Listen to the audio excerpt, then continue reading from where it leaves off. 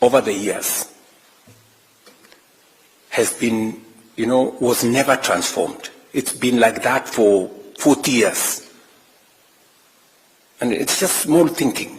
People refuse to think outside the box. So when we came into office with Uhuru Kenyatta, we decided we want to change this. What do countries do? Public saving, countries do a percentage of people's salary. For Kenya, we made a mistake and we put a static number, 200 shillings. Imagine up to 2023, 2 years ago, every public person and private person was saving 200 shillings at NSSF. Shilingi mia ngapi? Not $200, 200 shillings every month.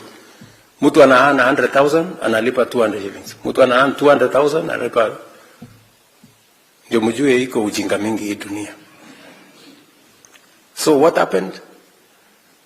We were left behind. Uganda, 20 years ago, changed their contribution to percentage. 10% by the employer, 10% by the employee. Tanzania, 20 years ago, changed 10% employer, 10% employee. So today, Uganda has a bigger social security fund than Kenya.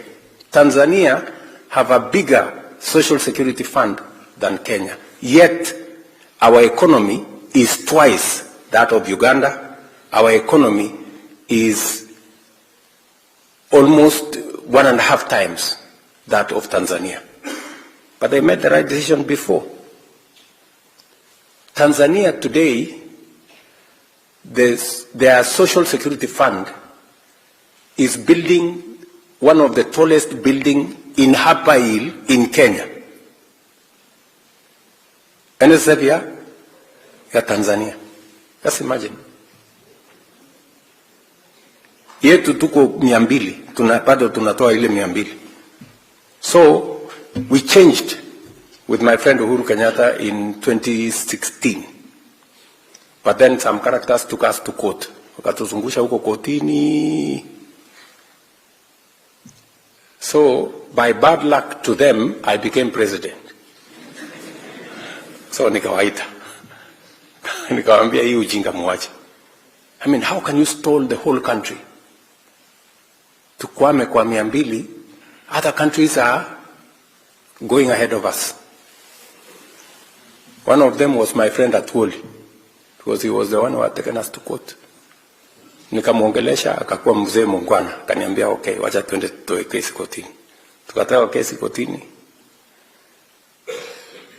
Let me tell you now the good news. Do you know what has happened? By changing the contribution structure, our national social security fund from independence mpaka 2023, we had collected 320 billion shillings for 60 years. How much? 320 billion. In 2 years, with the changed contribution structure, we have doubled to 670 billion shillings. By the end of next year, we will be 1 trillion shillings. Tell me what's going to happen in 5 years and 10 years. We will not be borrowing money from China. We will be borrowing money from our own social security fund. That is how countries grow. Munanielewa? What has China done? China today, if you see, savings as a percentage of their GDP is 55%. Savings as a percentage of GDP in Kenya is 10%. So, sisi, tunachukua kila kitu, tunakula. China, wana save. Then what do? We go and borrow from China. Because wako na akili, they are saving. Then what do we end up doing? Today, we are paying